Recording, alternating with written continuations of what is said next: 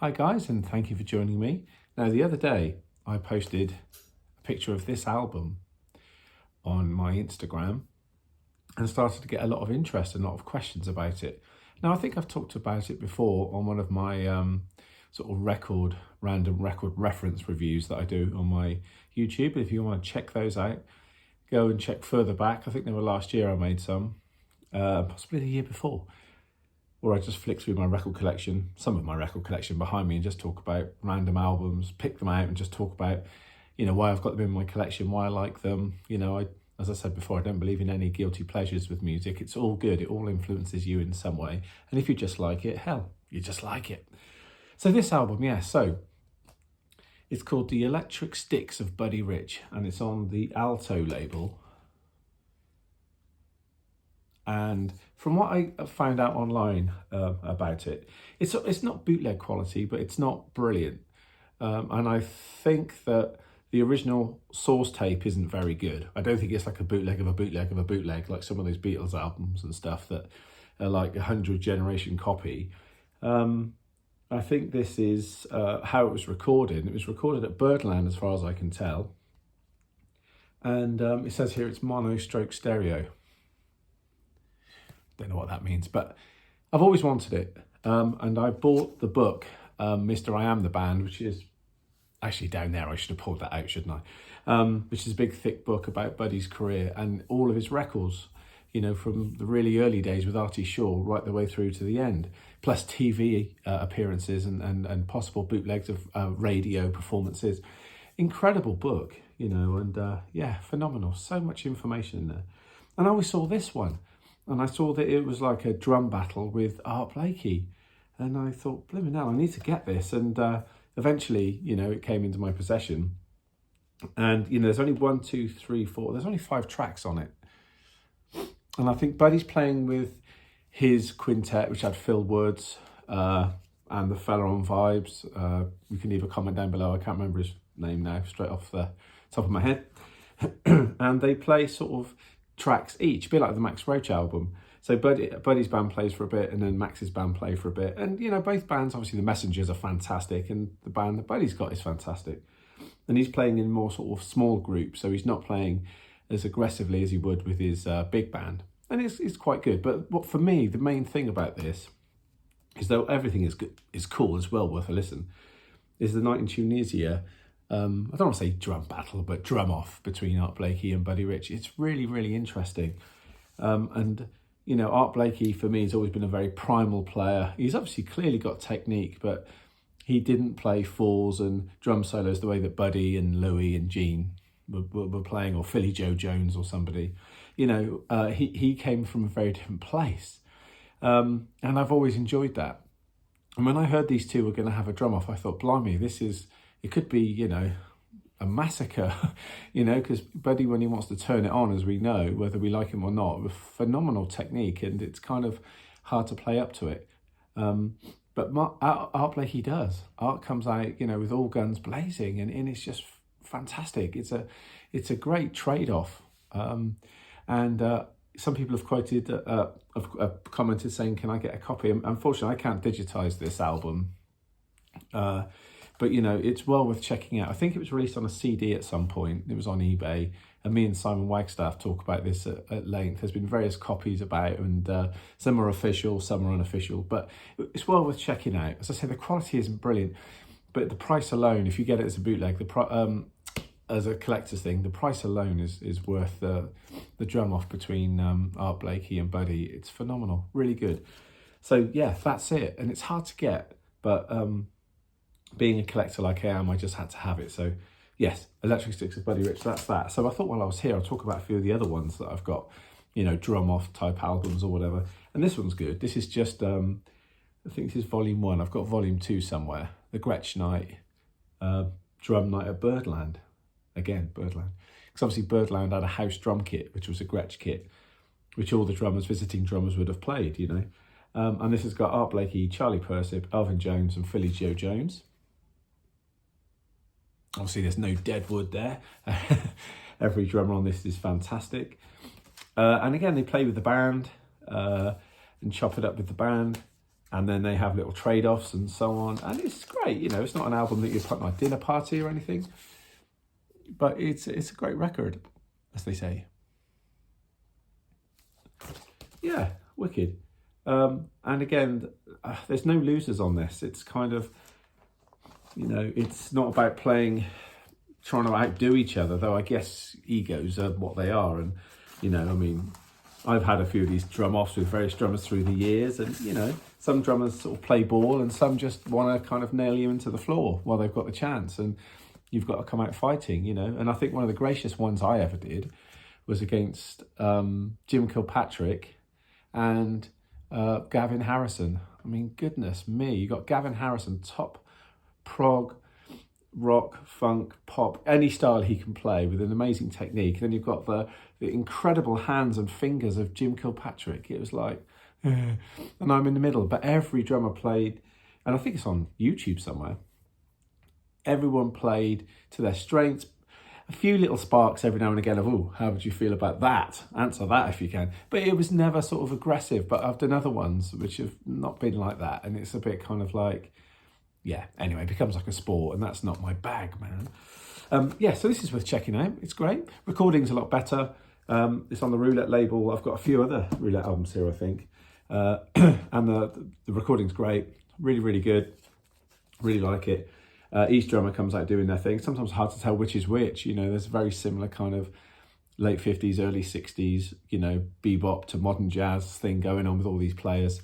But Art Blakey is one of the ones you can always tell, because he comes out with that big sort of Latin-y groove thing that he does, and there's certain those sort of broken phrases that he does that instantly you're like, and then Philly will come out, you know, a bit more Buddy Rich, Joe Morello-esque, you know, and you can sort of tell him. Charlie Persip is an awesome player too, and when he comes out, you know, with his guns blazing, it's like kind of a different technique again.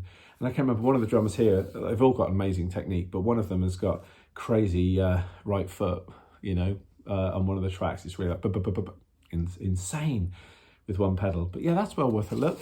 Another one which is worth a look is the Mighty 2, which I know Des Whiten's got.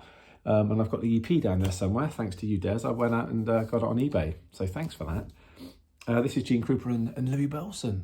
And I bought this in the old Duxton and Pinkers, which used to be down in the precinct in Southgate in Bath, if anyone can remember that. And this is good because it goes through all the drum rudiments. And I'm not sure if you're going to see this back to front when I do this. Hopefully you'll read them the right way around. Yeah, the Mighty 2, 3 drags, paradiddle song, accents of flamboyance, rolls a la bossa nova, more flams, swinging the rudiments, rhythmic excursion. That's a great name for a band, Rhythmic Excursion. Yeah, so that's that. So that's another winner as well. And again, they play, you know, they play nice with each other, you know, no sort of crazy antics going on there. And you can tell the difference between the two. And as I refer to another album in a second, I'll say that, you know, when Gene plays that Chicago style with the rim shots nearer the edge of the drum, you know, and then you hear someone like Louis and Buddy, you know, their accents are more in the middle, center of the drum, as we sort of still play now, really.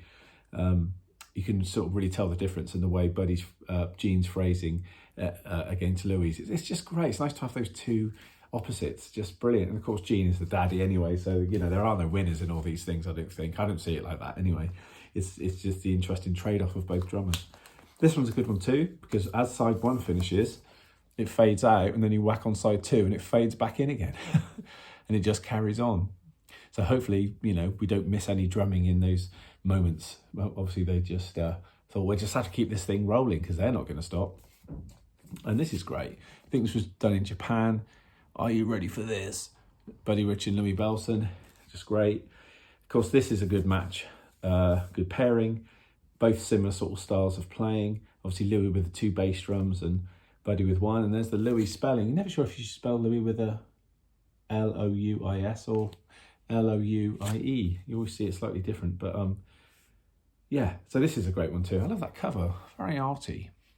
But yeah, the way these two trade off each other is fantastic. Again, sometimes towards the end, you turn over to side 2, and towards the end of it, before the big band come back in again, You know, Buddy's really on the bass drum, and Louis and he, apart from the pitch difference of Louis, I guess you can tell the difference slightly. But you know, and the recording's pretty good. It's not bootleg quality. This is proper official release and everything. But yeah, some of those single bass drums against Louis' doubles are just fantastic. Yeah, and just Louis' playing is just, I mean, both of them obviously stellar players. Louis, when he starts, because they are so close, you think, oh, can you tell? But there's subtle differences in their stickings, which just is fascinating. You know, when you look at people like these players, or any player, in fact, doesn't matter who it is, and you think they're, you know, human beings, there's a snare drum, there's a pair of sticks, there's a drum player. I've said this before, you would think they would sound the same, but everyone's different. It's great, the way they play, the velocity, fascinating. And with two drummers like this, it's the speed and dexterity, how they're very, very quick, nimble, but how they each see it differently. It's just wonderful. So that's well worth a listen. The classic Jazz at the Philharmonic. This has had many drum front covers over the years, but this is great. You know, I used to play this to the students at BIM when we were on sort of, you know, swing jazz week or whatever, you know, big band swing. And my dad bought me this, bless him, way back. Remember, he came home really excited once from from Bath, and he said, I've been into Duxton and Pinkerson and I've bought you this album. And we went upstairs to listen to it, and I remember listening to the drum battle, and he was sort of romanticising how he listened to it as a kid and all that. And over the years, it meant more and more to me. Maybe not at that time. I was like, okay, that's cool, Dad. Okay, I'm going to put Gary Newman back on. Cheers.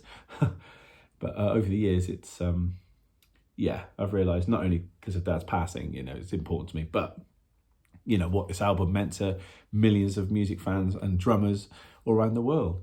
And again, some students make comments about it and say, well, how do I know which is which? And I said, well, it's obvious because, as I said a second ago, the Gene plays, you know, in a more dotted quaver, triplet-y kind of kind of way, with the rim shots closer to the edge of the drum. Not always, but, you know, that kind of thing. Whereas Buddy will play triplets, but probably twice as fast, or semi-quavers twice as fast, and he'll rim shot in the more modern style, as I say, where we accent in the centre of the drum, like most rock drummers do now, you know, and it'll be further down the stick and in the centre of the drum, so you get that lovely king that hits you in the chest, and you can really hear the difference. So one solo might go, and then Buddy's, you know, and again, not here to say one's better than the other, because obviously Gene is the daddy, but it's just really exciting when Buddy comes out the blocks and he's like, you know. But there's also a clip online on the Jazz Legend video where they're on Sammy Davis Jr.'s TV show, and Buddy sort of just lays into it, and it's a bit like primetime TV. Buddy was bound to do it, I guess. He was just starting out with his big band again, just about to leave Harry James's band, I think. But wonderful playing, and some of Gene's phrases with some triplets and his placement of the rim shots, just wonderful on this record. Just absolutely fantastic. To have been there must have been quite a gas. So that's well worth getting. And another one, Burning Beat, Rich and Krupa. They made a few albums together. I've got another one, Krupa and Rich, which I couldn't find. But Buddy's wearing like a yellow jumper on it, and the kits are sort of merging in the middle. But this is good too. This is a studio recording. It's not live. Some good tracks on here. I really like the thing they do in a straight feel. I can't think which track it is now, but they start with like a rock and roll sort of feel, which is kind of interesting. Is it Evolution? I don't know. I'm sure there's one on this one. I'm sure it's this one, which has got bump, dab, dab, like a straight feel. But yeah, great playing on this. And of course, I'm not mentioning the other musicians. I should. Reading out all the band would take ages, but stellar performances by everybody. Golden age of jazz and swing, you know, big band stuff. So all the players are New York or Los Angeles cats. So that's a good one. Love that cover as well. Look, I love you, you love me. It's good. Yeah, brilliant. And the last one is another interesting one, Rich versus Roach. Love this cover. That's fantastic. And those drum kits, cool. And I don't think that's a white marine pearl Ludwig either.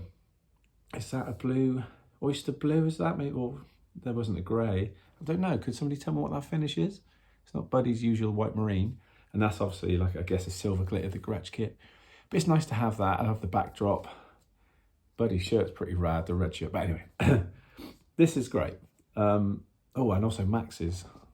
Check it out. I like a shirt with a thin stripe through it and a jacket. It's a cool thing. This is good too, obviously. Again, blah, blah, blah. Amazing musicians playing on this. The sort of standout track that most people want to talk about is the figure eights, which is where Buddy and Max have their little drum off or whatever. As I say, I don't like drum battle, you know, but it's like it says there has to be a loser, because I don't think there is a loser. They're just very, very different players. But what is interesting on this, whether you're a Buddy fan or not, or you're a Max fan or not, you know, when they first start their trading, they're sort of trading as their personalities. So, you know, Max will be more along the lines of linear, tonal phrasing. Buddy will be tonal phrasing, of course, but it'll be more, you know, speed and his kind of way of getting around the kit. Not to say it wasn't melodic, it was, but it was more Buddy-esque. And then as things start to heat up, Buddy brings out the single strokes, gives a little bit more kind of energy. And the thing that personally I don't like is when Max tries to do the same thing. And I don't think that sort of speed was Max's kind of go-to thing. You know, he was a musical player and thought in linear and thought in tones. And I think when he's, you know, just sparring up, I guess, to him, like two boxers when they're sort of doing that thing, you know, nose to nose. And if you listen to it, and I love Max's playing a lot, and as I say, it's awkward listening to it, but the sort of sticking breaks down a little bit occasionally, and it's like then Buddy will respond with just pure 30 seconds all the way through and ending with a bass drum, and you're like, eh. But and interesting that Buddy also plays a bit more linear in his phrasing too, which of course he would have been doing, but not as much as Max. So it's good how they kind of try to mimic each other, and it's a really interesting listen. Again, no winners, no losers. It's just interesting to see how these two personalities shaped up together. I think they had a good friendship, and I think it's only fans that make this, you know, the younger drummers didn't like the older drummers, you know. It's like, but I don't think that's the case. There's some great stories of Elvin Jones really enjoying the places like Ronnie Scott's, if they're all in the same place, or a place in LA or New York or wherever, where if they're all in town at the same time, but perchance, you know, Buddy and Louie would always go down and sit in the front seat and watch Elvin play. Can you imagine what that was like? It's been so scary seeing those two titans of the drums in front of you.